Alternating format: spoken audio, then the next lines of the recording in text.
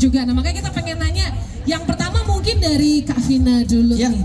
Ini pertanyaannya nih pasti banyak ada di benak-benak, benak bahasa. Benak-benak atau di dalam pikiran kita. Dalam pikiran rakyat Jakarta dan semua sih sebenarnya ya. Jadi pentingnya perencanaan keuangan tuh bagaimana sih Kak Vina untuk menghindari yang namanya pinjaman online? Karena makin hari kayak pinjaman online sebenarnya makin mudah, tapi makin menyeramkan ya. Oke. Sebentar, aku nyalain dulu. Oh tidak nyala. Oke, tidak nyala nggak apa-apa. Pakai mikrofonnya Sheryl. Ya mungkin pertama-tama mau menyapa dulu, selamat malam semuanya. Asik, sudah semangat. Rame. Ya jadi mungkin tadi pertanyaannya apakah pentingnya perencanaan keuangan? Betul.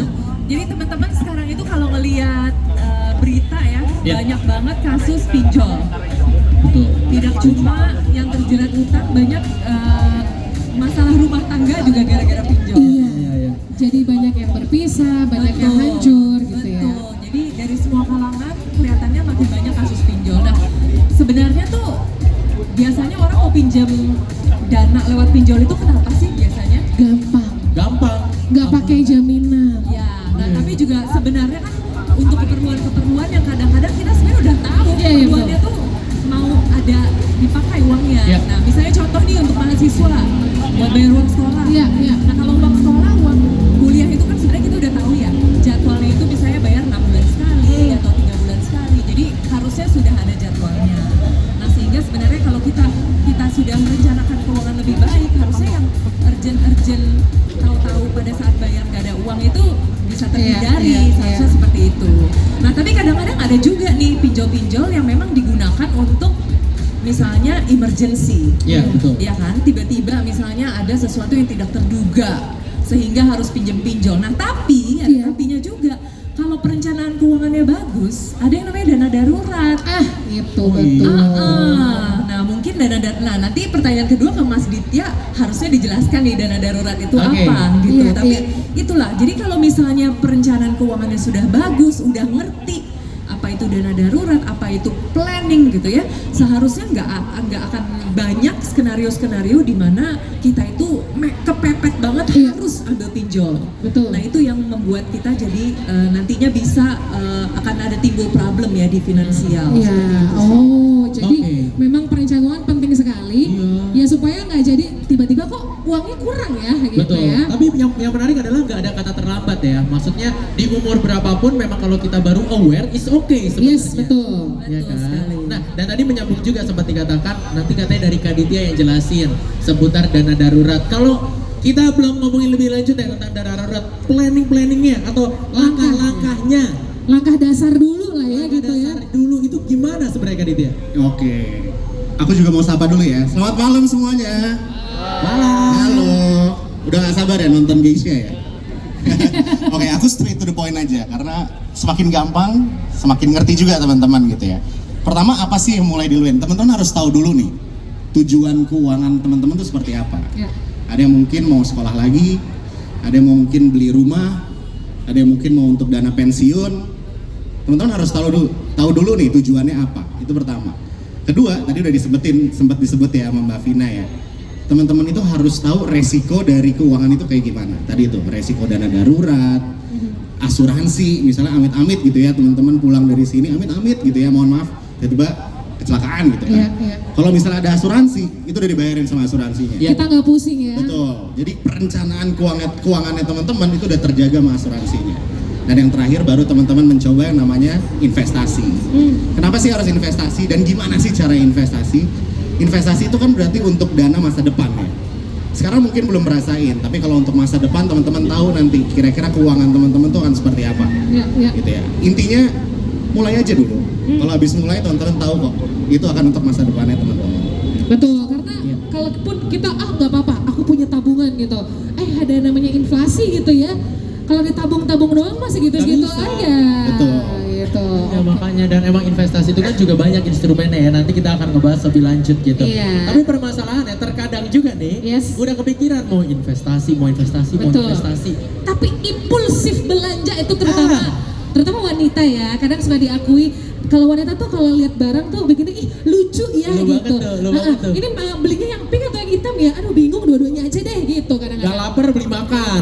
Benar. Sering sekali ya di ruang siaran. Betul. Itu dia, impulsif buying tuh. Impulsif buying. Ini mungkin kita tanya sama Kak Regina kali ya. Iya. Nah, ini sebagai cewek gimana nih? Kak, kalau misalnya kamu mensiasati kebiasaan belanja impulsif atau mungkin kamu nggak ada nih, tapi gimana caranya kamu mensiasati belanja impulsif supaya nggak akhirnya terjerat apalagi pinjaman online lah gitu-gitu. Ada nggak tips-tipsnya nih mungkin? Sebelumnya selamat malam teman-teman semuanya. Oke, mungkin cara mengatasinya kalau aku, yang pertama mungkin kayaknya kita harus bijak ya. Maksudnya kita harus tahu prioritas kita, kebutuhan pokok kita. Jadi kita harus tahu mana kebutuhan, mana keinginan, gitu. Dan pastinya juga tadi udah dibilang juga sudah di-mention, kita juga harus punya perencanaan keuangan, pasti ya kan. Financial planning juga kita harus punya itu. Jadi mungkin menurut aku itu sih. Atau enggak mungkin cara gampangnya bisa minta sama keluarga atau teman kayak untuk bantu ingetin. Oh itu dia penting tuh. Iya, nabung ya. Kalau kamu cara nabungnya ini apa namanya? Yang kayak aku nih misalnya, kalau aku nabung udah langsung auto debit misalnya gitu supaya nggak lupa ya. Betul. Kalau Kak Regina gimana? Sama Cara nggak? nabungnya gitu atau investnya ya. Cara nabungnya mungkin sebenarnya aku ada investment dan juga pastinya deposit juga. Yes, itu yang benar. Iya, itu dia harus dicontoh ya kan. Nah, ini menyambung juga sama Kak Regina tadi yang udah ngasih tahu ya, karena tuh suka belanja impulsif dan lain-lain. Aku penasaran sama Kak Ditya sebenarnya, Kak. Untuk kita budget belanja, budget kita mau jajan dan lain-lain, itu sebenarnya masuk nggak ke financial planning kita? Masuk dong, itu Harus ya? betul. Itu sebenarnya hal pertama tuh. Jadi teman-teman habis tentuin tujuan dari investasi atau perencanaan keuangan teman-teman, habis itu baru teman-teman harus ngelihat budget planningnya teman-teman. Mungkin kalau teman-teman mikir kayak wah ini kayaknya gue udah pernah belajar deh pas SMP gitu ya, atau SMA, atau kuliah gitu ya, ekonomi, akuntansi gitu. Tapi itu mungkin hal paling simpel yang teman-teman bisa lakuin tapi sangat bermanfaat. Catat aja pengeluaran teman-teman berapa, pendapatan teman-teman berapa. Pastiin jangan sampai pengeluarannya itu lebih besar daripada pendapatan teman-teman. Hal paling simpel, itu dia yang bilang betul tadi. Betul. Kadang suka males ya nyatetin struk-struk belanja. Males antara males sama takut. Takut ngeliat, ternyata udah segini yang kita keluarin gitu. Dompetnya tebel isinya bon doang. Kagak dicatat-catat ya. Karena tanpa sadar teman-teman kayak misalnya beli kopi atau tiba-tiba jajan keripik, jajan apa itu tuh kecil-kecil teman-teman nggak sadar gitu kan. Bayar tiba-tiba pakai QRIS Mandiri, berkali-kali tapi nggak tahu gitu kan tiba-tiba belanjanya apa aja sih. Kalau itu teman-teman catat, apalagi di Livin ya teman-teman, dari financial statementnya teman-teman tuh gampang banget teman-teman buka. Nah di situ teman-teman bisa tahu pengeluaran teman-teman berapa, jangan lebih besar daripada pendapatan. Iya betul. Jadi emang harus ke tracking banget sebenarnya. Ada di Livin pun bisa, Livin by Mandiri. Benar. Nah kalau ngomongin investasi gitu Kak, ini mungkin banyak ya kita juga yang baru awal, tapi kayak takut untuk punya resiko yang kayak gimana, yang untuk yang aman deh gitu ya, aman tapi pasti menguntungkan untuk pemula, itu apa nih kira-kira? Oke, jadi yang pasti aman itu adalah produk investasi yang memang terjaga ya. Terjaga yang pertama itu harus dari keamanannya dulu. Betul. Terjaga sama OJK. Ya itu udah pasti di Bank Mandiri ya. Kalau di Bank Mandiri kan dijaga sama OJK. Udah pasti. Itu pertama. Kedua, teman-teman harus tahu nih kira-kira profil resiko teman-teman apa. Ada yang konservatif, ada yang moderat, ada yang agresif gitu ya. Baru teman-teman pilih produknya. Kita di Bank Mandiri ada yang namanya produk reksadana. Itu sebetulnya ada yang namanya reksadana pasar uang. Itu termasuk salah satu produk paling aman gitu ya. Karena isinya adalah pasar uang, deposito atau bonds yang memang udah mau jatuh tempo. Itu yang pertama. Kedua, ada yang namanya SBN. Tadi mungkin teman-teman ada yang lihat kuis-kuis di sini. Yang sabun. Itu adalah obligasi atau surat berharga dijamin sama pemerintah. Itu udah pasti aman gitu ya, karena chance pemerintah kita untuk bangkrut itu hampir enggak ya. Udah pasti teman akan dibayarin kembali bunganya. Jadi udah pasti aman. Itu sih kedua itu. Itu ya, dua itu ya untuk pemula yang mungkin nggak terlalu takut untuk memulai. Betul, dan aman ya, ini yang di-highlight ya. Jadi emang nggak usah yang terlalu resiko-resiko tinggi-tinggi dulu sebagai orang yang baru belajar gitu kan. Nah, selanjutnya kalau kita ngelihat muka-muka di sebelah kanan, investor banget nih dari muka-mukanya nih. Ya? Ini kayak udah bukan pemula lagi, udah ulung nih ya. Udah senior ya. Udah senior gitu. Kita penasaran juga sejauh ini nih so far. Kalau dari Dan Enart boleh satu-satu nanti kasih pendapatnya. Udah nyobain investasi apa aja? yang lagi dijalani mungkin boleh di-sharing sama teman-teman yang ada di Anjungan Sarinan. Halo teman-teman, selamat malam. Halo. Ya kalau aku pribadi sih lebih resikonya agresif. Jadi lebih ke kalau aku pribadi tuh saham gitu. Oh, lebih seneng resiko ya. Iya. Demennya agresif dia nih. Orangnya Kamu yang agresif, santai-santai ya. agresif pokoknya ya. Kejar terus. Sama logam mulia juga. Oke. Oh, oke. Yang amannya ada, yang agresifnya ada. Iya, betul, I betul, see. betul. Sebelahnya. Biasa kita berdua sama sih. Masa sih ikut-ikutan aja? Bener. Biasa kita sharing. Biasa kalau invest buat diri kita tuh apa ya gitu. Ya kalau Dan tuh selalu nyaranin yang cari agresif aja gitu, iya. logam gitu sih. Benar, agresif biar cepat kekumpul uangnya. Betul. Berarti kan belum nyobain tuh yang SBN tadi udah sempat di-mention juga sama Kak Diti. Abis ini Reksadana belum ya? abis perform nanti langsung ke booth-nya Mandiri ya. Boleh dicoba. Ya. Karena di Livin Mandiri untuk reksadana cuma H+1 keluar dari kerja ya, gampang banget kalau mau Iya liquid lagi. juga, ya kan? Itu menguntungkan sekali. Betul. Ya. Nah, tapi terkadang banyak juga dari teman-teman yang aku temuin, mungkin kita semua yang hari ini Ya. hadir pun kadang masih berpikir sama, ya udah investasi mah investasi aja. Ya, kadang-kadang malah dalam tanda kutip ikut investasi tapi malah sebenarnya itu judi online atau nggak legal ya kan, nggak diawasin sama OJK. Cara kita identify-nya Yes. dulu gimana? Mungkin Kak Vina sekarang boleh jawab juga nih Kak Vina. Iya, sebenarnya sekarang tuh udah gampang karena kan informasi di mana-mana ya. Iya. Iya. Jadi pertama-tama teman-teman yang penting cek dulu aja apakah perusahaannya itu perusahaan investasinya benar-benar terdaftar di OJK. Mungkin sebagai contoh pinjol kali ya, karena ini kasusnya kan banyak banget. Teman-teman tahu nggak sih kalau tiap bulan itu OJK itu nutupin ratusan pinjol yang ilegal. Ya, jadi yang legal itu sekarang nggak sampai 100. Tapi kalau kita lihat di mana-mana kan pada nawarin SMS. Iya. Kalau nonton, sekarang saya nonton YouTube, maklum bukan YouTube premium ya. Bukan Jadi ya, ada iklan ada ya. iklannya. Iklannya semua pinjol. Iklannya semua pinjol, main game. Iklannya semua pinjol.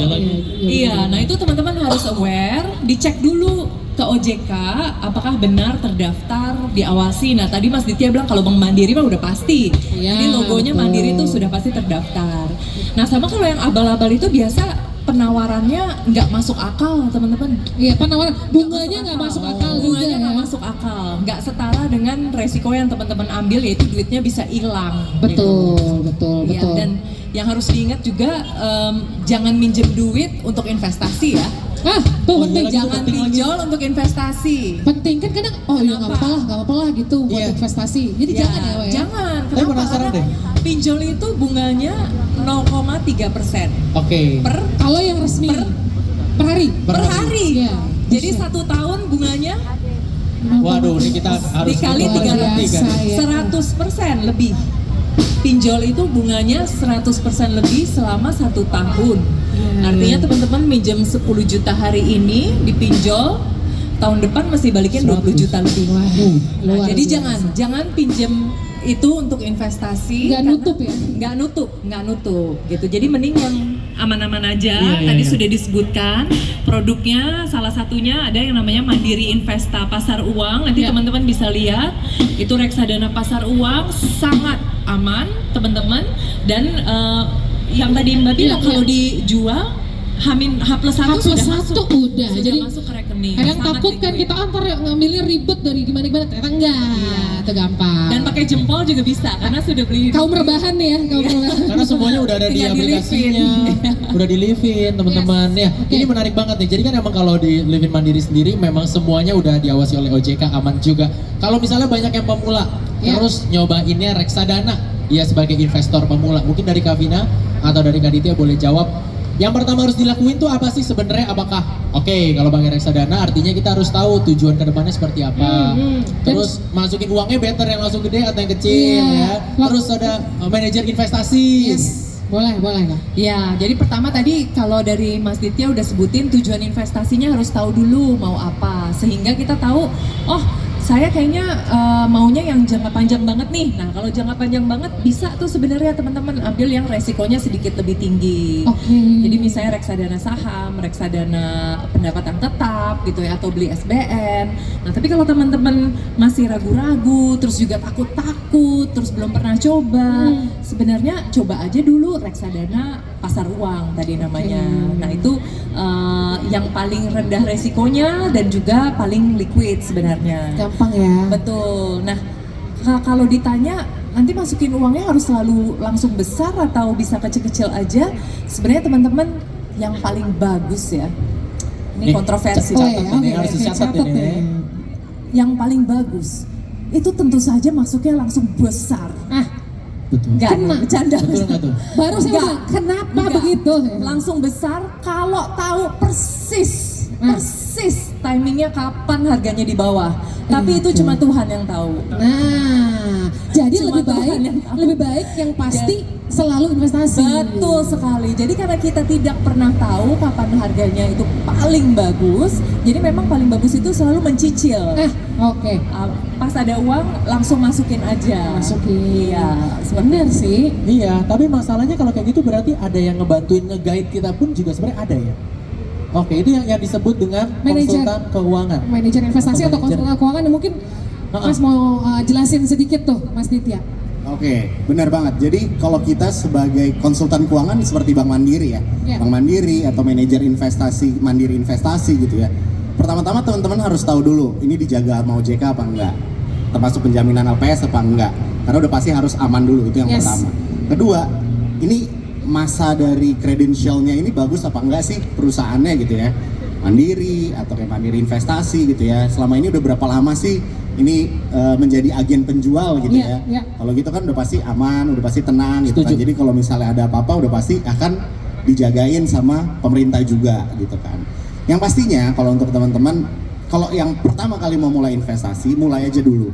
Karena hanya dengan Rp10.000 teman-teman bisa investasi di pasar uang ya. Reksadana pasar uang di Livin Investasi Bank Mandiri. Cobain aja dulu 10.000, teman-teman lihat kira-kira 1 minggu, 2 minggu progresnya seperti apa, nanti baru bisa masuk ke step berikutnya. Ya. Gitu ya. Jadi kalau teman-teman nanya, wah saya kayaknya udah telat nih untuk investasi gitu ya, umur saya udah segini. Tadi benar yang Mas bilang gitu ya, nggak ada waktu telat untuk investasi gitu. Karena sebetulnya kalau ditanya kapan sih waktu paling tepat untuk investasi, yaitu hari kemarin. Gitu. Loh, berarti udah telat dong. Udah telat. Tapi waktu kedua paling tepat untuk investasi itu adalah hari ini. Jadi Yes. nggak pernah ada kata telat untuk berinvestasi. Apalagi di Livin Investasi Bank Mandiri. Wih, kita kasih tepuk tangannya itu mantap sekali statementnya itu. Betul, dan juga bisa mulai dari yang kecil-kecil dulu, cuma seharga 10.000 ya. Kalau masih takut kayak gimana sih caranya? Nah, coba aja dulu. Cobain dulu ya kan, Betul. tadi mantap banget ya. Jadi kalau telat tuh hari kemarin, Ya, tapi investasi- waktu terbaik hari ini. Hari ini. Nah, hari ini juga kita mau bagi-bagi hadiah. Yes. Ya kan? Spesial. Yang mau nanya, kita akan bagi-bagi special edition Betul. dari Imani tadi ya. Pertanyaan siapa yang mau nanya boleh langsung angkat tangan. Hadiahnya kita akan kasih special edition Imani. Tuh, langsung. Ada yang mau nanya, ada yang mau nanya? Tuh, yang di Oh. belakang sana. Belakang Oke, dulu yang tuh. dekat dulu ya, yang dekat dulu. Oh, yang dekat dulu. Oke. Oke, kakaknya yang baju hitam. Ya, silakan boleh mikrofonnya dibantu. Boleh, boleh. Nama dulu. Hobi, nomor oh enggak ya. Zodiak. Oke, dengan Kak siapa? Cindy Cindy. Oke, Kak Cindy mau nanya apa nih ke siapa? nanya sama Ya. Iya, Jadi gini, gimana cara nasehatin teman saya? Temennya ketawa tuh yang boleh nasihatin kayaknya ya. Iya, yang pernah coba pinjol terus kayak pengen pinjol lagi biar dia berhenti gimana caranya? Biar berhenti. Padahal kemarin udah keluar tuh bagus ya. Iya, betul. tuh. Biar dia kapok gimana caranya? Videoin nih caranya begini. Oke, silakan. Luar biasa. Dibikin malu di depan orang banyak juga udah. Cara nomor 1, dibikin malu di depan orang banyak. Ya mungkin yang harus diketahui itu risikonya ya. Karena yang tadi saya bilang pinjol itu 0,3% satu hari. Satu hari. Ya, satu hari. Jadi 1 tahun itu hampir 110%. Wow. Jadi kalau misalnya kita udah tahu nih, oh saya punya kemampuan bayar, saya udah punya kemampuan bayar pinjolnya, udah pede banget, ya udah gitu ya. Kalau memang ada urgensi, nah tapi kalau tidak ada urgensi, belinya juga tadi Mbak Regina udah bilang harus tahu mana kebutuhan, mana kemauan. Iya, betul. Ya. Kalau nggak ada urgency, cuma buat beli yang mau aja, mungkin harus dipikir 2 kali karena resikonya sangat besar. Nggak cuma nanti terlilit utang. By the way, udah dengar kasus-kasus ini kan apa? Didatengin debt collector. Iya, banyak banget tuh. Nah, Dibelas ya di SMS tuh. iya loh, Ya. itu debt collector serem loh hari gini. Nah itu mungkin yang teman-teman mesti ingat ya, kalau emang nggak butuh banget, nggak ada urgensinya, nggak punya kemampuan untuk bayar, mendingan nggak usah karena nggak ada instrumen investasi yang bisa kasih 110% per tahun. Bener. Jadi percuma. Itu too good to be true aja ya. Betul. Ya, Kak Ditya mungkin ada tambahan? Mungkin kalau dari saya teman-teman harus tahu dulu gitu ya. Kalau misalnya teman-teman kebutuhan pinjol itu apakah benar-benar membutuhkan banget gitu. Intinya supaya terhindar dari pinjol, pertama kan udah pasti melakukan perencanaan keuangan. Ya. Nah, Mbaknya udah pernah melakukan perencanaan keuangan belum? Udah tahu belum tujuan investasinya apa? Udah tahu belum profil resikonya apa? Kalau dari situ kan dari melakukan perencanaan keuangan, kayaknya Mbak nggak butuh deh pinjol itu gitu kan. Tapi karena belum pernah melakukan itu, baru akhirnya akan pinjol. Intinya ya teman-teman harus mulai dulu, harus aware ya dengan kira-kira pendapatan sama pengeluaran yang teman-teman lakukan setiap hari itu seperti apa. Hal kecil seperti itu tuh akan ngebantu supaya tidak terjerat pinjol dan judi online gitu. Oke, itu aja tepuk tangan dulu. Kita kasih tepuk tangan nih, kayaknya yang kamerain itu yang pakai pinjol tadi ya. Bukan. Ini. Jangan ya, langsung mampir ke boothnya Live In by Mandiri. Di sebelah kiri ya. Mudah-mudahan tadi kan udah kasih tahu, langsung ingat. Besok Betul. kalau dia pengen pinjol lagi, play itu videonya. Jadi reminder ya, dan tentunya thank you so much sekali lagi Terima kasih. untuk Kavina Jayadi selaku Head of Sales Mandiri Manajemen Investasi. Betul, dan juga Kak Ditya Surasa, World Specialist Advisory PT Bank Mandiri, dan teman-teman dari Geisha, terima kasih. Terima kasih banyak. Boleh bersiap-siap teman-teman dari Geisha untuk perform. Yes, boleh Sekali dulu ya. lagi Kak Vina dan Kak Ditya, boleh terima kasih banyak pesan-pesannya, semoga langsung teringat yang ada di sini. Betul. Ingat untuk memulai investasi yang memang terbaik adalah kemarin. Yes. Tapi karena kemarin udah telat, yang terbaik kedua adalah hari ini. Yang ya paling kan? buruk adalah besok, karena kalau besok tuh nggak ada akhirnya, besok. Nunda mulu ya. Iya. Nunda mulu. Oke, kita akan melanjutkan ke rangkaian acara berikutnya tentunya. Tapi kayaknya nggak afdol nih kalau tadi kita belum ngundang orang yang ngomong cek. Cek. Yes. Ini dia, please welcome ada Satya. agak di presentnya kayak penyanyi ya. Iya. Emang bukan nyanyi? Baiknya harus gini kalau penyanyi ya. Dari sini. Iya, oke.